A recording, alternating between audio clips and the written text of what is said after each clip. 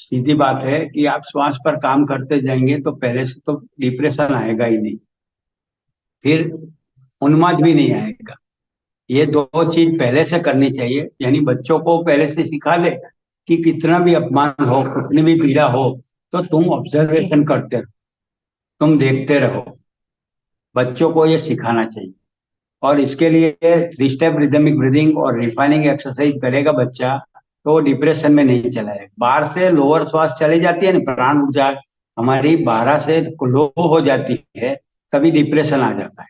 और 12 से ज्यादा हो जाती है तो उन्माद आ जाता है, जैसे इलेक्शन में होता है, क्रिकेट में होता है, ये फुटबॉल की मैचों में होता है। ये सब एक तरह फीवर जैसा हो जाता है। तो ये ऑब्जर्वेशन में हमें ये रखना है कि 12 की रिदम एक सी रहे, बार बार हम फिर से 12 की रिदम पर आ जाए। 1 मिनट के 12 श्वास, 5 मिनट का एक श्वास, 5 सेकंड का एक श्वास, सॉरी, 5 सेकंड का एक श्वास, 1 मिनट का 12 श्वास। अगर आपके भीतर ये आ जाएगा तो आपको डिप्रेशन में जाने की जरूरत नहीं है। अच्छा, मैं ये शुरू हुआ अध्यात्म की यात्रा, तब मुझे बार बार दबाव दिया गया कि आप आर्ट्स में मत जाओ, कॉमर्स में चले जाओ। तो मैंने उनको कह दिया कि मुझे यही करना है और मैं यही करूंगा। तो बच्चों को माँ बाप दबाव डाले तो माँ बाप को ये समझना चाहिए, मगर माँ बाप न समझे तो बच्चों को उसे विद्रोह करना चाहिए कि ये आपकी गलत बात है, मैं ये नहीं करूंगा। ताकि बच्चों की कैपेसिटी नहीं होती है। और ये कोटा में कितने बच्चे अभी सुसाइड कर रहे हैं, फॉरेन जाते हैं, कैपेसिटी नहीं होती है और ये दुख दर्द झेल नहीं पाते हैं, तो बीमार हो जाते हैं, डिप्रेस हो जाते हैं, और कोई कोई बच्चा सुसाइड भी कर लेता है। तो इससे मुझे बहुत दुख होता है।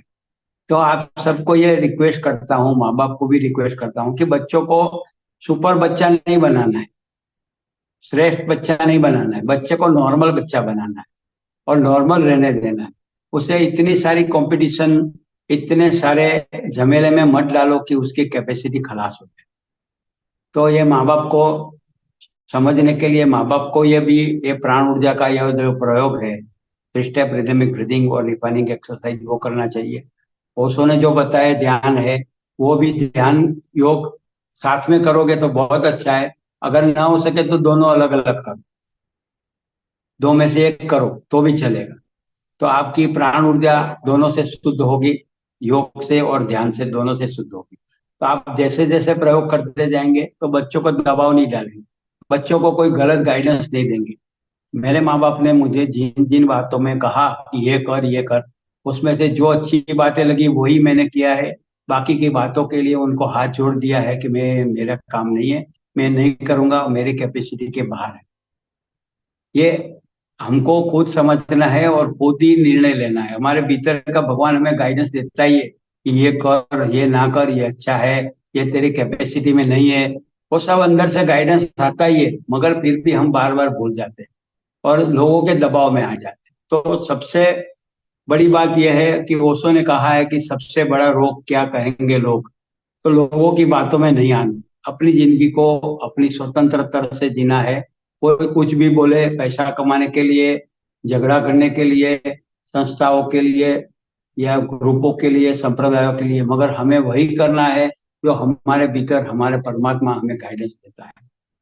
तो ये जो प्राण ऊर्जा बाहर की होगी, रिदमिक ब्रीदिंग होगा, तो आप किसी की बातों में नहीं आओगे और आपका निर्णय स्वयं संचालित होगा, स्वयं वो निर्णय होगा।